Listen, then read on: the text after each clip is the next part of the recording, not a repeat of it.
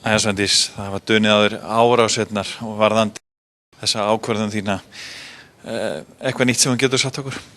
Já, ég er bara mjög fegin að vera komin hingað í Reykjanesbæ og það er gott að geta hitt fólk. Ég er yfirleitt þeirrar skoðunar að sé betra að tala saman heldur en að skiptast á fúkyrðum, hvort að það er nú í gegnum auglýsingar eða fréttatilkynningar eða aðrar yfirlýsingar, og ég er dálítið hissa á því hvað menn hafa gengið langt í yfirlýsingum.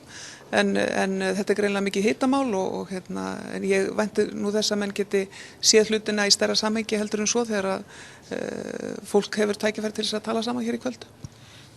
Þú segir fúkyrðin, þetta er náttúrulega gríðarlega stórt mál miðað við svona verstu stöðuna í atvinnumálum á Suðurnesjum. Já, fólk hefur náttúrulega líka verið að setja þessa hluti í óeðlilegt samhengi. Vegna þess að þarna er jú verið að tala um það að ég óski eftir nánari upplýsingar frá Skipulagsstofnun. Þetta er mál sem að tekur 2, 3, hugsanlega 4 mánuði og er bara eðlileg og góð stjórnsýsla. Ég þarf að hafa upplýsingarna til að geta tekið ákvörðun. Það flutningskerfi sem nú er þegar á nesinu ber til að mynda þá orku sem að þarf til gagnavers. Þannig að það að kenna þessari ákvörðun allt sem aflaga fer og hefur farið á Suðurnesjum nánast í lengd og bráð er náttúrulega alveg fáheyrt rugl og ég bara vísa því á bug. En mér finnst að lýsa því að menn hljóti að vera í vanda með sinn málstað. Við vitum ekki nákvæmlega hvernig á að fara hér með bæði orkuöflun fyrir þetta álver. Hafnargerðin er óljós, fjármögnunin bæði fyrir álverið sjálft og fyrir orkufyrirtækin og þessar orkuframkvæmdir sem hér eru framundan eru líka óljósar og menn þurfa að skoða það í samhengi. Vilhjálmur Egilsson gekk nú svo langt að halda því fram að ég bæri ábyrgð bara held ég á gjaldþrotum heimilanna og atvinnuleysi öllu því sem að hér hefði átt sér stað og það er afar flókið og snúið að eiga í vitsmunalegum samskiptum við fólk sem leyfir sér að ganga svona langt og ég vil bara minna á það að Vilhjálmur Egilsson var þingmaður Sjálfstæðisflokksins, þess Sjálfstæðisflokks sem ber ábyrgð á hruninu og það er hrunið sem við erum að eiga við hér, það er hrunið sem að Suðurnesjamenn er að eiga við, rétt eins og allir aðrir Íslendingar og eins og ríkisstjórn Íslands og Alþingi. Hvernig horfur nú þið verandi í ríkisstjórn þá þarf að horfa á stöðunni í atvinnumálum og það er alltaf talað að Vinstri grænir séu hreinlega á móti álveri í Helguvík. Er það rétt? Já, ég hef nú lýst þeirri skoðun minni reyndar oft og bæði gerði ég það sem stjórnarmaður í Orkuveitu Reykjavíkur og líka vekur það athygli og náttúrulega liggur fyrir að allir þingmenn Vinstri grænna greiddu atkvæði gegn fjárfestingarsamningi Helguvík. Fyrir síðustu kosningar, þannig að það liggur algjörlega fyrir. En það kemur þessu máli ekki nokkuð skapaðan hlut við, vegna þess að þarna snýst einfaldlega það að upplýsingarnar þurfa að vera fyrir hendi og ég þarf að geta tekið afstöðu. En það sem að þetta vekur aftur á móti spurningar er það sem að við verðum alltaf að hafa undir þegar svona stóra framkvæmdir annars vegar er heildarmyndin.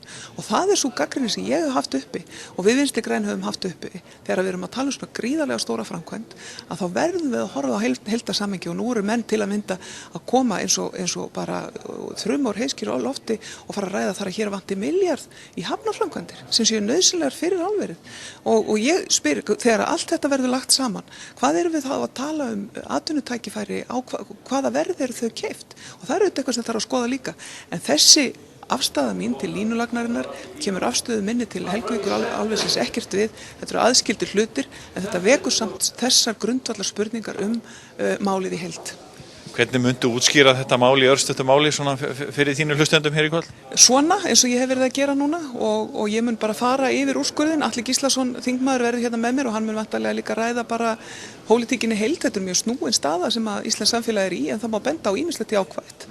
Við sjáum að atvinnuleysistölurnar hafa ekki rokið eins mikið upp eins og við væntum. Við sjáum að það er verið að leysa málið í þinginu, við væntum þess að það hafi mjög fljótt áhrif á til að mynda vaxtastig og annað viðlíka.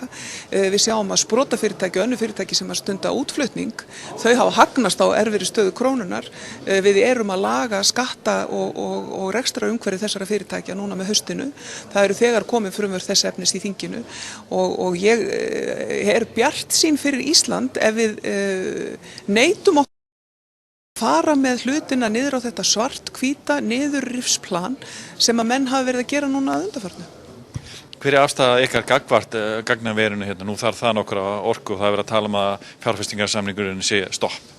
Já, ég held að þetta sé afar jákvætt verkefni, þetta gagnaver og eins og ég sagði áðan að þá samkvæmt mínum heimildum að þá ber orkuflutningakerfið sem nú þá orku sem að þarf til þess, þannig að Suðvesturlínu ákvörðunin hefur ekki áhrif á það beinlínis. Ég skilst að málið sé í einhverju kyrrstöðu út af fjárfestingarsamningi og hugsanlega út af umræðum skattabreitingar, en það væntanlega eitthvað sem að við þurfum að flýta og þurfum að gera hratt og vel og ég alveg sammála því. Hins vegar þá vekur þetta spurningar þegar að bæði áliðnaður, stóriðjan og fiskvinnslan eða LÍÚ-menn fara upp á afturlappirnar núna þegar verið að tala um að þessi geirar þurfi líka að bera sínar byrðar. Það ekki bara ég og þú, það ekki bara almenningur á Íslandi sem þarf að bera sínar byrðar, það líka þessi stóru fyrirtæki þurfa líka að leggja eitthvað að mörkum í því að komast í gegnum kreppuna og rétt eins og félagsmálaráðherra orðaði í dag þá vekur það umhugsun ef að þessi geta ekki borið sinn skerf af þessu áfalli, hvort að við höfum þá verið að veðja á réttan hest í okkar atvinnuuppbyggingu. Ertu bjartsýn á að lausna Icesave-deilunar?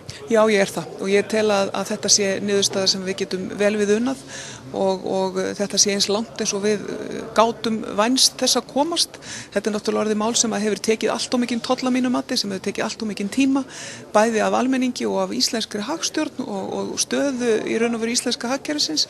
Þannig ég tel að þessi löngu komin tíma á það að við klárum þetta mál, komið því fyrir vind og getum farið að snúa okkur að uppbyggingu íslensks samfélags aftur og náttúrulega fyrst og fremst með íslenskum almenningi vegna þess að það þar sem að raunverulega auðlindin býr og mér finnst merkilegt að heyra það í fréttum í dag að krökkum á aldrinum 13 til 15 ára á Íslandi líður betur í dag heldur en það gerði fyrir 2 árum. Mér finnst það áhugavert.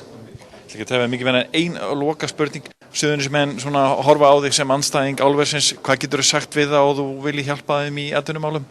Já, ég segi það að ég ekki talsmaður stórra og einfaldra lausna. Ég segi spurningarnar eru flóknar og þess vegna er svarið ekki stórt eða einfalt. Fyrst og fremst það sem við þurfum að gera. Ég ekki miðstýringar manneskja í atvinnumálum.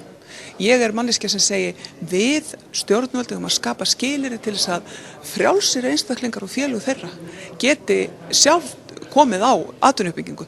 Okkar verkefni að halda utan opinbera þjónustu og halda utan velferðarsamfélagið og það það sem við erum að reyna að gera og að styðja við sprota og nýsköpun og fjölbreytni og kraft, það okkar verkefni og við munum halda því áfram með Suðurnesjamönnum eins og öllum öðrum Íslendingum.